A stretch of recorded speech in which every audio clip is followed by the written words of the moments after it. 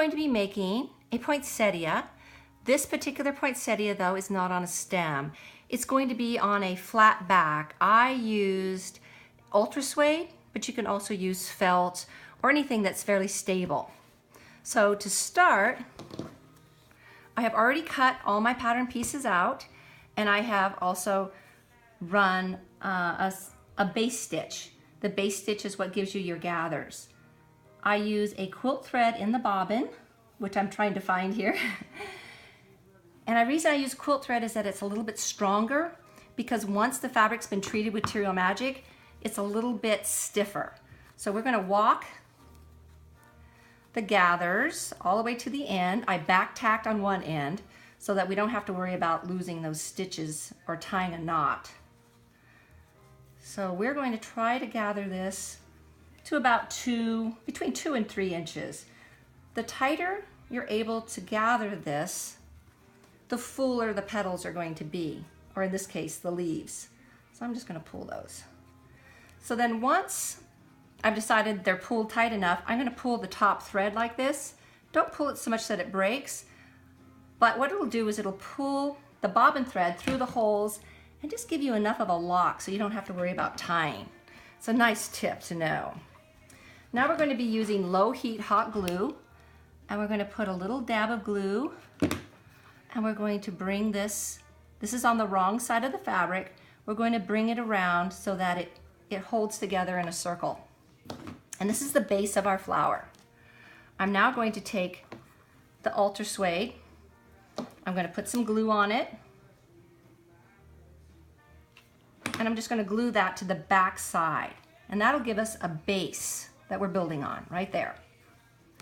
So now we're going to go to layer 3 on the pattern, and this is the first layer of petals, and we're going to go ahead and pull this again to between 2 and 3 inches.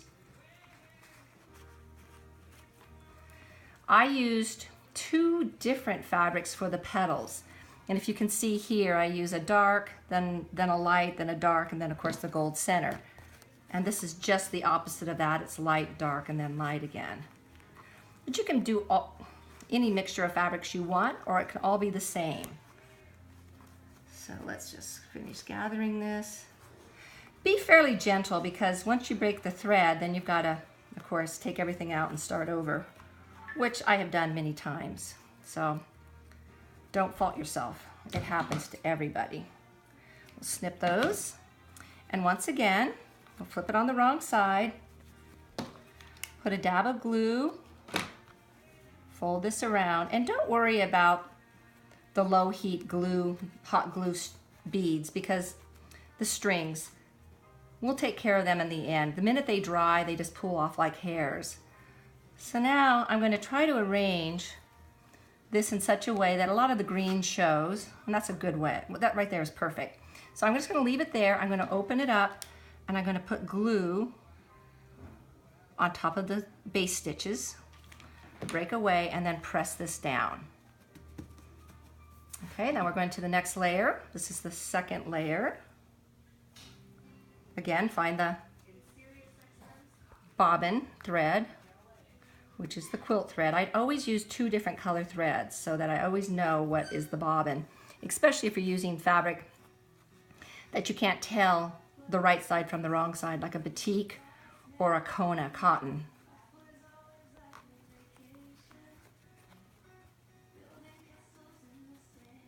Okay, now I'm going to pull the top thread again, cut that, put a dab of, oops, wrong side, shouldn't matter. And again, we're going to place this on top and arrange it so that the petals alternate. You don't want them on top of each other like this. You want to alternate, because that's how it is in nature. And then we're going to place a bead of glue along the base stitching again, and then press this down.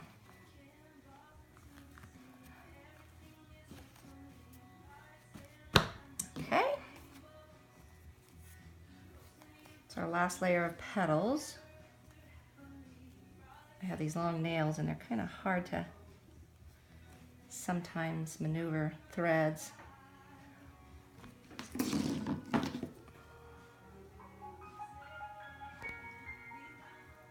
There we go. Okay. Now we're just gonna pull this down.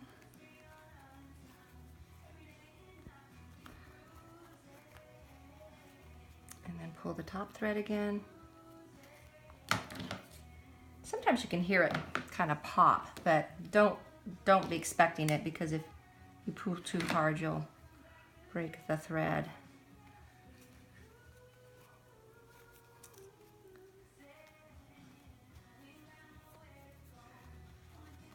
Okay, so now I'm going to just put another layer of glue on the stitching and then press this down.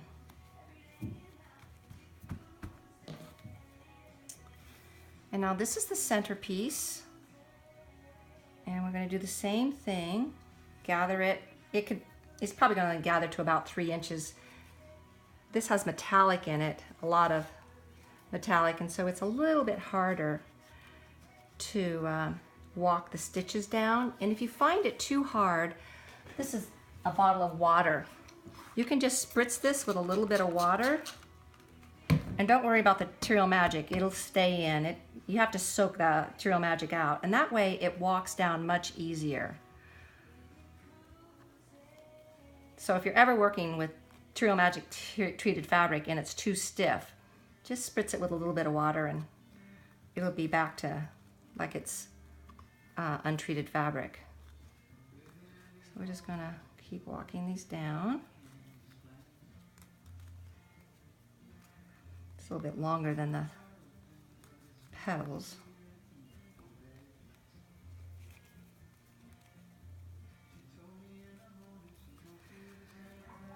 And here, that's about 3 inches. We can pull it down a little bit more. It's really easy when it's damp. Okay, now we'll pull the top thread.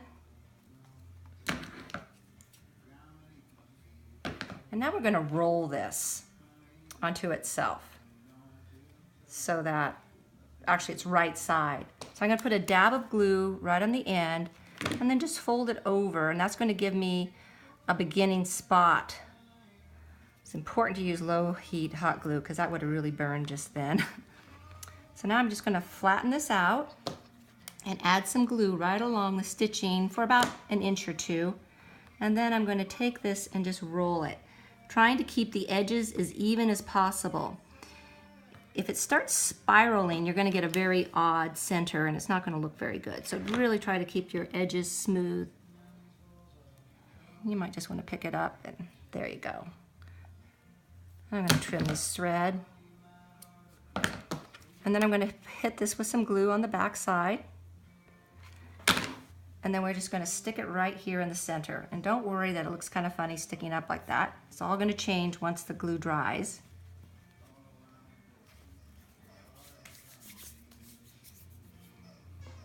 And then once it's dry, even though the fabric's still a little damp, it should fold down. And if it doesn't, you wait for it to dry and then it'll definitely fold down. But I think this will fold down pretty well. And then the center, I like to add a sequin with a rhinestone. And I chose some gold ones. So I'm going to use a pair of tweezers here and pick this up. Oops, I'm going to try to pick it up. And hit the back of it with a little bit of glue. That's my dog playing with his squeaky toy. He wants to go on a walk. We're past his walk time, so he's...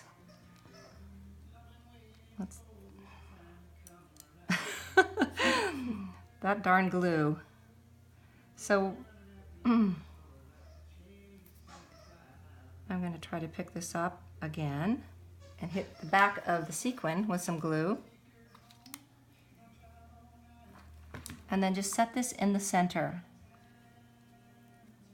Hold it down for a second. And there you are. Isn't that beautiful?